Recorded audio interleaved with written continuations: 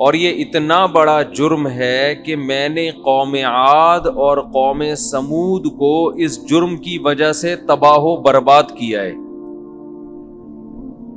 قرآن میں جو قوموں کی تباہیوں کے واقعات ہیں نا، ان پہ ملحد لوگ یہ اعتراض کرتے ہیں کہ یہ سائنس سے ثابت نہیں ہے۔ سمجھ رہے ہو؟ یہ خود ایک پاگل ہونے کی اور بوکھلاہٹ کی دلیل ہے۔ جو خبریں ہوتی ہیں نا وہ سائنسدان ثابت نہیں کرتے۔ اب سائنس سے ثابت کر سکتے ہو کہ کربلا کا واقعہ ہوا تھا، یہ سائنسدان بتائیں گے؟ آئنسٹائن بتائے گا؟ یہ مورخین بتائیں گے، تاریخ دان۔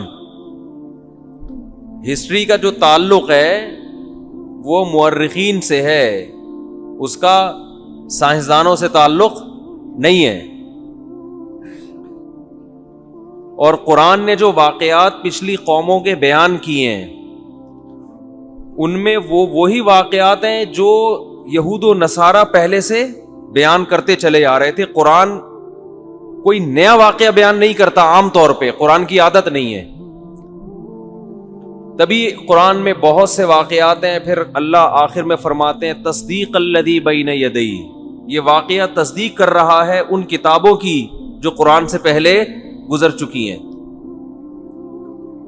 جیسے یوسف علیہ السلام کا واقعہ جب قرآن نے بیان کیا نا، اب دیکھو یہ بہت عجیب واقعہ ہے نا کہ قوم عاد اور قوم سمود جو بڑے قد آور تھے، قرآن کہہ رہا ہے پیغمبر نے ان سے کہا کہ آخرت واقع ہوگی، تمہیں حساب و کتاب دینا ہے۔ ان قوموں نے کہا نہیں دینا ہے۔ اس پہ پیغمبروں کے اور ان کے مناظرے ہوئے، بحثیں ہوئی، مکالمے ہوئے جو قرآن میں مذکور ہیں۔ قرآن کہتا ہے ہمیں غضب آیا اللہ کو، فَأَمَّا عَادٌ فَأُهْلِكُوا فَأَمَّا ثَمُودُ فَأُهْلِكُوا بِالطَّاغِيَةِ، قوم سمود کو ایک زوردار آواز سے اڑا دیا ہم نے، چیتڑے بڑھ گئے، ان کے کلیجے پھٹ گئے، مر گئے، وہ اتنا غضب آیا اللہ کو۔ اگر یہ واقعہ واقعی صحیح مان لیا جائے تو انسان کے دل کو ہلانے کے لیے کافی ہے۔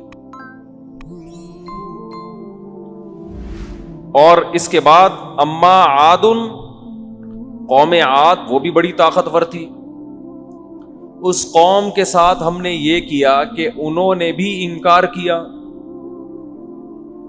ایسے نہیں ہو گیا کہ پیغمبر آئے، انہوں نے کہا قیامت ہوگی، قوم نے کہا نہیں ہوگی، فوراً اللہ نے ہلاک کر دیا، ایسا نہیں ہے۔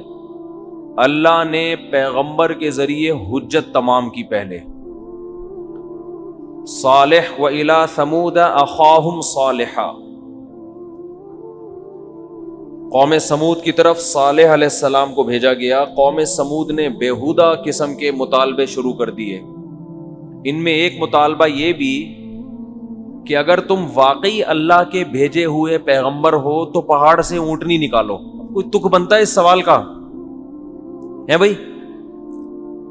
بےہودہ مطالبہ ہے یا نہیں ہے؟ بالکل ہی فضول سا، بس بیٹھے بیٹھے نہیں آدمی کہ تو یہ کر کے دکھا دے۔ اللہ نے پہاڑ سے اونٹنی نکال دی، لیکن کہا کہ اب اتنی بڑی نشانی دیکھنے کے بعد اب تمہیں مہلت نہیں ملے گی۔ پہلے تو بڑی مہلت ملی۔ حضرت صالح علیہ السلام قوم کو سمجھاتے رہے کہ بھئی قیامت قائم ہوگی اور بت پرستی کو چھوڑ دو۔ اب دیکھیں سوال یہ پیدا ہوتا ہے کہ اصل مقصد تو بت پرستی چھڑوانا تھا نا۔ اصل مقصد صالح علیہ السلام کا یہ تھا کہ قوم سمود بت پرستی کو چھوڑ دے، ایک خدا پر ایمان لے آئے۔ تو اس کے لیے جو دلائل دیے جا رہے تھے وہ کافی تھے۔ بھئی یہ تمہارے ہاتھوں کے تراشے ہوئے بت ہیں، جن کو تم خود اپنے ہاتھوں سے بناتے ہو، وہ تمہاری بگڑی نہیں بنا سکتے۔ کامن سینس کی